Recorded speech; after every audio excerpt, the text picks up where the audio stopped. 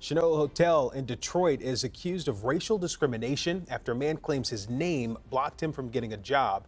Now he's taking that fight to court. CBS News Detroit's Terrell Bailey leads our coverage tonight from outside of that hotel.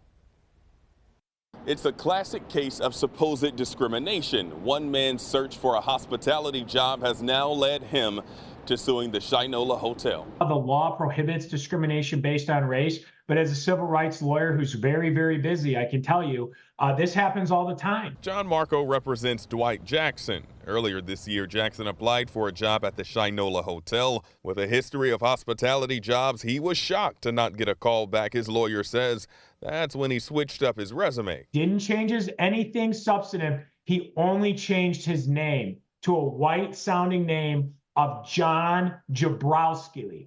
And suddenly, he got multiple interviews in a matter of days. Here's a look at those resumes, both very similar, only minor changes were made, like dates. Now with serious accusations looming, we got this statement from the hotel. It reads, quote, "We take this allegation very seriously and do not tolerate discrimination of any kind. We're committed to fostering an inclusive workplace where everyone has the opportunity to succeed and are dedicated to building a diverse workforce that reflects the community." Mr. Jackson actually confronted them and said, "I'm Dwight Jackson. I'm the guy that's been applying for a job." And they said, "You're done. We don't want to hire you."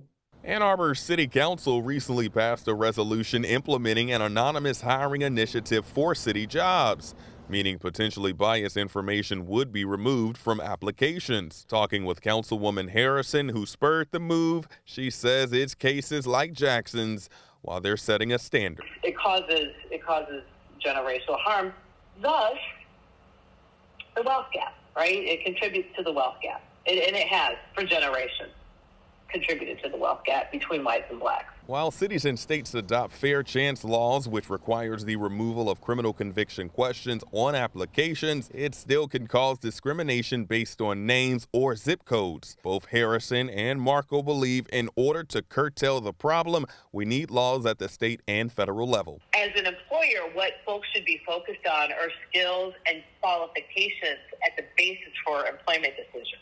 Now, attorney Marco tells me since being vocal about the alleged discrimination Mr. Jackson has faced, his phone's been ringing, as others are also accusing the Shinola of discrimination as well.